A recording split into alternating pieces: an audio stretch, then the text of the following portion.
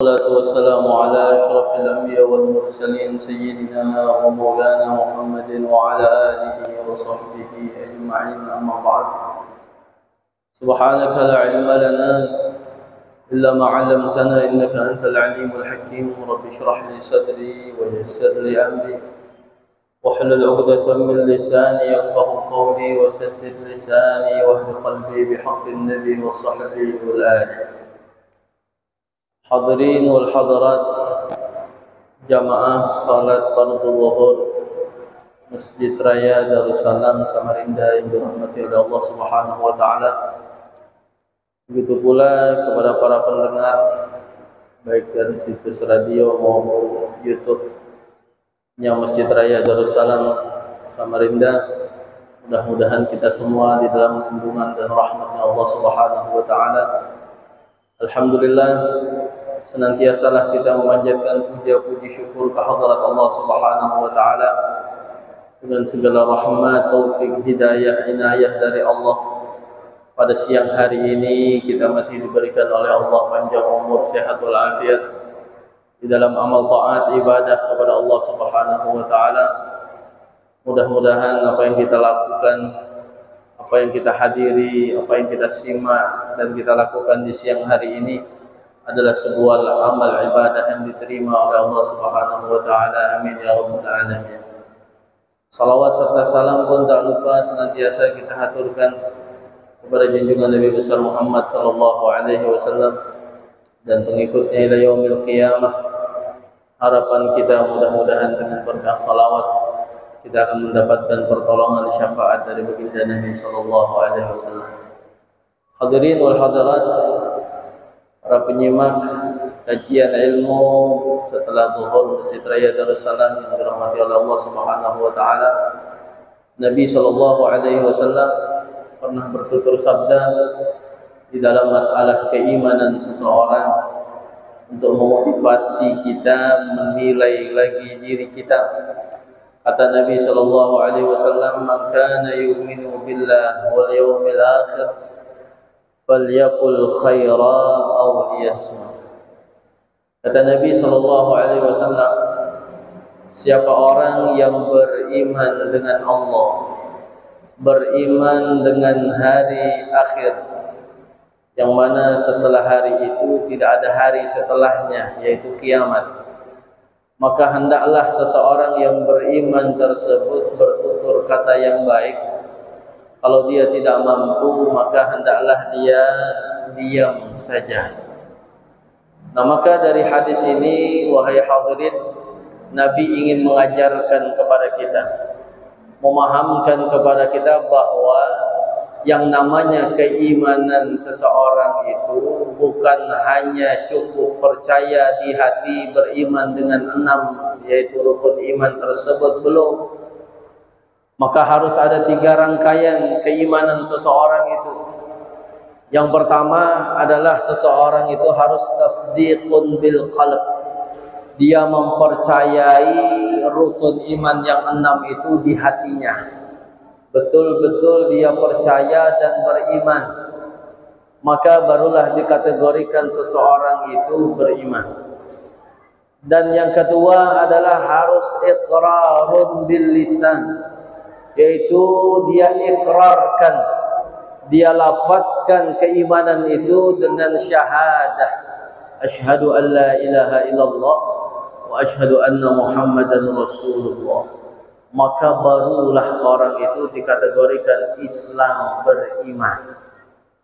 Makanya kalau ada orang hanya beriman di hati, percaya akan Allah, percaya dengan malaikat, percaya dengan para anbiya, percaya dengan kitab suci yang Allah turunkan, percaya hari akhir dan hari pembalasan, percaya dengan takdir baik maupun buruk, tapi lisannya belum mengikrarkan syahadat, maka orang itu pun belum dikategorikan Islam beriman.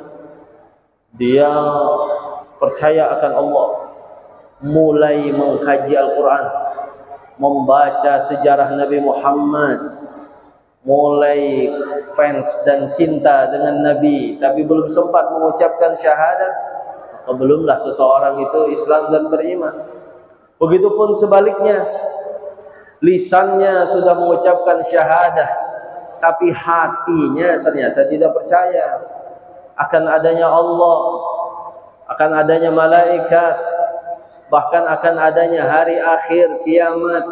Banyak di akhir zaman ini orang kada percaya hari kiamat, kada percaya hari akhirat. Dia berkata, itu hanya fiktif belaka saja. Bila orang sudah mati, ya matilah sudah. Mana ada namanya hari akhirat, hari pembalasan. Maka orang ini walaupun lisannya sudah bersyahadat, KTP-nya Islam sekalipun, maka keimanannya itu masih diragukan karena tidak percaya dengan hari akhirat. Maka samalah dengan seperti orang-orang munafik pada zaman Nabi Muhammad di kota Madinah.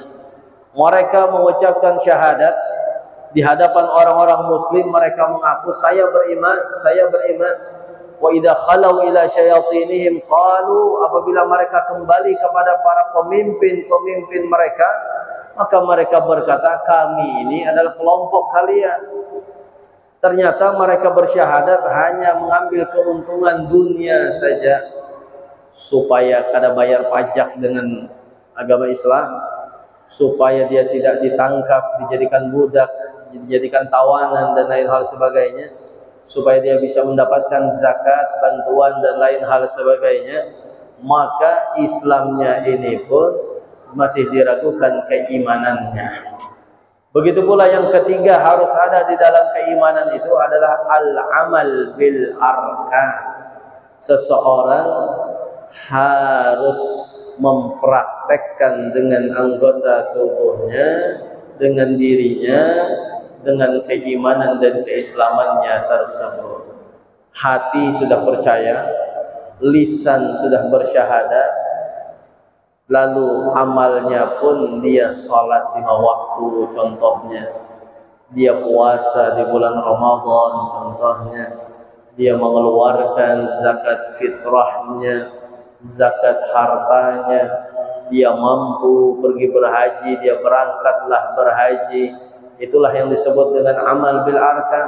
Kalau hanya keyakinan di hati sudah, kemudian dia lafazkan syahadat tapi kada sembahyang, maka masih kuranglah keimanannya. Tapi setiap bulan puasa kada pernah inya puasa, maka masih diragukanlah keimanannya. Maka di antara tanda keimanan itu kata Nabi SAW adalah orang yang bertutur kata dengan baik, kalau tidak bisa dia diam saja. Itu tanda sempurnanya seorang iman kepada Allah. Jadi bukan hanya amal ibadah yang lain, seorang muslim yang sejati itu man salimal muslimuna min lisanihi wa yadihi, yang mana orang muslim yang lainnya selamat dari ulah lisan dan tangannya. Pada pernah tersakiti dengan lisan orang tersebut, tidak pernah terzalimi dengan ulahnya muslim tersebut, maka orang muslim itulah orang yang sempurna di antara keimanannya katanya. Maka lidah ini luar biasa hadirin, karena lidah ini juga bisa menyelamatkan seseorang, dan lidah ini juga bisa membahayakan seseorang. Kecil bendanya, tapi luar biasa efeknya kepada seorang muslim dan mukmin. Gara-gara lidah, seseorang bisa selamat dari siksa api neraka. Kenapa? Karena lidahnya mengucapkan syahadah, asyhadu an la ilaha illallah wa asyhadu anna Muhammadar Rasulullah. Dia beriman kepada Allah. Karena imannya lah dia selamat dari siksa api neraka. Lidah. Juga gara-gara lidah, wahai hadirin, seseorang bisa mendapatkan syafaat nantinya di hari kiamat. Sebagaimana sabda Nabi SAW, Iqra'ul Qur'an fa innahu ya'ti yawmal qiyamah syafi'an li ashabih. Kata Nabi SAW, bacalah oleh kalian Al-Quran, maka ketahuilah dia nanti akan datang di hari kiamat sebagai pemberi pertolongan syafaat kepada sahabatnya yang membacanya selama hidup di dunia. maka lidahlah pula menjadi penyebab seseorang mendapatkan syafaat, karena lidahnya setiap hari-harinya itu dihiasi dengan bacaan Al-Quran. Maka perlulah kita ini, apalagi di akhir zaman, orang banyak melupakan kitab sucinya, lebih banyak membuka handphonenya. Al-Quran jarang kebuka. Mun HP hendak guring, HP bangun guring, HP juga dicari. Al-Quran jangankan setiap hari, seminggu sekali aja terbuka, alhamdulillah. Maka janganlah kita tinggalkan. Kalau kita ingin mendapatkan pertolongan syafaat nanti di hari kiamat, bacalah itu Al-Quran setiap hari. Kalau bisa sejuz, alhamdulillah, 30 juz khatam. Kada bisa sejuz, setengah juz barang. Mun kada kawa selembar, itu pun sangat menyesalkan sekali kalau sehari hanya selembar aja. Begitu banyak waktu yang Allah berikan, 24 jam, masa kita hanya bisa baca Al-Quran hanya selembar sehari. Maka rugilah umur dan kesempatan yang Allah berikan kalau tidak kita bekali dengan bacaan Al-Quran yang banyak untuk mendapatkan syafaat nantinya di hari kiamat. Sekali lagi, ini adalah lidah penyebab. Gara-gara lidah seseorang bisa meninggal dalam keadaan husnul khatimah, sebagaimana doa-doa kita yang kita panjatkan kepada Allah. Allahumma ja'al akhir kalamina minad dunya 'inda intiha ajalina qawla la ilaha illallah Muhammadur Rasulullah. Ya Allah, jadikanlah kalimat lisan yang terakhir kami ucapkan tatkala ditutup usia kami, la ilaha illallah Muhammadur Rasulullah. Maka orang yang meninggal dalam keadaan la ilaha illallah, meninggal mendapatkan surganya Allah Subhanahu wa taala, husnul khatimah. Sekali lagi sebabnya gara-gara lidah seseorang. Makanya janganlah berharap kita meninggal dengan la ilaha illallah kalau setiap harinya saja kita kada pernah membaca la ilaha illallah. Kalau orang terbiasa la ilaha illallah setiap harinya, maka itulah tanda bahwa dia wafatnya pun dalam keadaan la ilaha illallah. Makanya setiap orang mau meninggal, sakaratul maut, hadirin, itu ditalkinkan di telinganya, dibimbing supaya kalimat yang keluar dari orang yang mau mati tadi adalah zikir kepada Allah. Dibimbing la ilaha illallah, telinga kanan pelan-pelan saja, supaya ia mengikuti bacaan apa yang kita arahkan. Kalau sudah sakarat, keluarga baca Yasin, baca surah Ar-Ra'd, supaya dipermudah rohnya keluar. Lalu ada yang mentalkinkan di telinganya, kalau perlu jangan orang yang dekat sama si ahli mayit tersebut. Misalnya yang garing bininya, jangan lakinya yang mentalkin, karena bisa sedih bininya hendak berpisah dengan suami. Maka melihat pulang suami ini mentalkin, senyum-senyum pulang. Saking bahagianya, alhamdulillah, akhirnya selesai azabku di dunia denganmu hidup. Kalau bisa jangan lagi digabung kami di akhirat ya Allah. Anak kawin lagi sekalinya bisa, tambah sedih bini anak mati. Jangan juga anaknya. Kenapa? Nanti orang tuanya takut akan berpisah anaknya tatkala sakaratul maut. Kalau bisa orang lain, orang soleh kan, talqin kan. Misalnya susah menyebut panjang la ilaha illallah, syahadat, maka zikir saja Allah, Allah. Bila sudah yang hendak mati tadi baca Allah, sudah jangan diganggu lagi, biarkanlah. Bilanya masih mengigau, masih berbicara ini itu, talkinkan lagi supaya akhir kalimat yang dikeluarkan dari lisannya itu adalah zikir pada Allah. Jangan lagi diingatkan yang lain, apalagi masalah dunia. Sudah bagus menyebut Allah, Allah, berdiam. Datang anak, bah, mana surat-surat tanah kita itu, bah, hinggasan ulun, bah, jangan lagi diingatkan masalah dunia. Ayo cukuplah dengan zikir, supaya harapannya apa yang diucapkan daripada akhir hidupnya itu adalah zikir kepada Allah, maka husnul khatimah lagi. Sekali lagi adalah gara-gara lidah seseorang.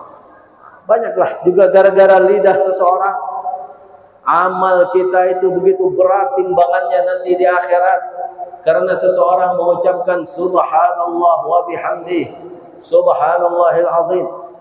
Kata Nabi SAW, kalimatani khafifatani ala lisan, saqilatani fil mizan, habibatani ila rahman, subhanallah wa bihamdih, subhanallahil azim. Ada dua kalimat sangat mudah lisan untuk mengucapkannya, sangat berat timbangannya nanti di akhirat timbangannya, dan sangat dicinta oleh Allah ucapan dua kalimat ini, yaitu subhanallah wa bihamdih, subhanallahil azim.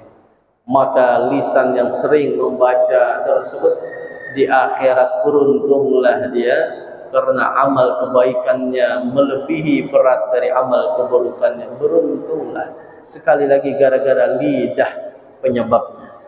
Juga termasuk adab bala bencana Allah angkat daripada sebuah kota daerah karena lisan pula yang selalu beristighfar kepada Allah. Kata Allah dalam Al-Quran, wa ma kana Allahu yu'adzibahum wa anta fihim wa ma kana Allah yu'adzibahum wa hum yastaghfirun. Allah tidak akan mengadab suatu kelompok, suatu kaum yang mana engkau wahai Muhammad ada di antara mereka. Sekarang Nabi Muhammad sudah tidak ada di antara kita. Tapi ayat selanjutnya menggambarkan wa ma kana Allah yu'adzibahum wa hum yastaghfirun. Kata Allah, tidak akan Allah mengadab sebuah kelompok, suatu kelompok, kalau mereka itu senantiasa beristighfar kepada Allah, selalu meminta ampun kepada Allah. Waktu yang paling bagus adalah di waktu sahur. Kata Allah, wa bil ashari hum yastaghfirun. Di waktu-waktu sahur itulah mereka meminta ampun kepada Allah. Para ulama, para aulia, guru-guru kita, mereka bangun jam 3 malam, bangun jam 4 malam, bukan nonton bola, bukan hendak begadang pos kamling main catur, tapi mereka ibadah, beristighfar, memintakan ampun untuk dirinya, keluarganya, murid-muridnya, bahkan tetangga-tetangganya muslimin dan muslimat, supaya Allah mengampuni segala dosa mereka. Karena sebab istighfar mereka itulah Allah angkat bala bencana dari daerah tersebut. Luar biasa. Sekali lagi sebabnya gara-gara lidah yang selalu bertutur kata yang baik. Kalau tidak bisa, dia diamlah saja.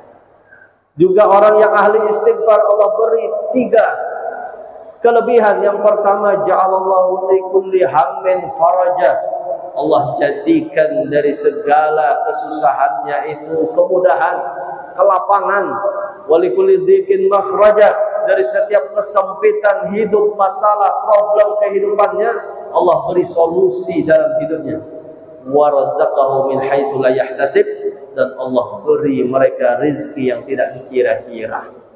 Jadi rizki ini bukan hanya duit saja. Rizki ini bisa kesehatan, itu rizki.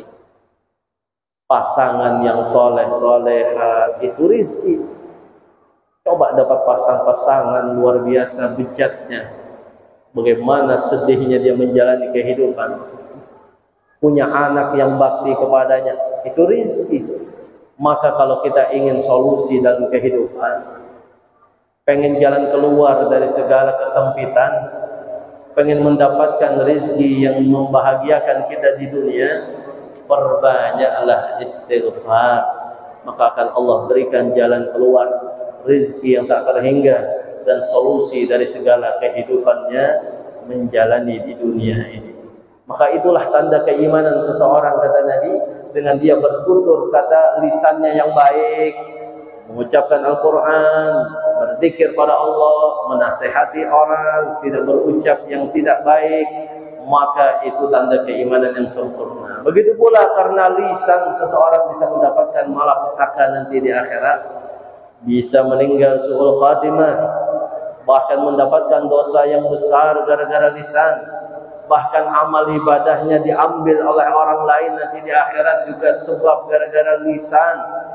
dan juga dia mendapatkan siksa nanti di akhir di dalam kuburnya juga gara-gara lisan. Itu semua begitu banyak hadis-hadis Nabi yang menjelaskan tentang bahaya daripada lisan dan juga menyebutkan tentang berapa keberuntungan yang didapatkan gara-gara lisan.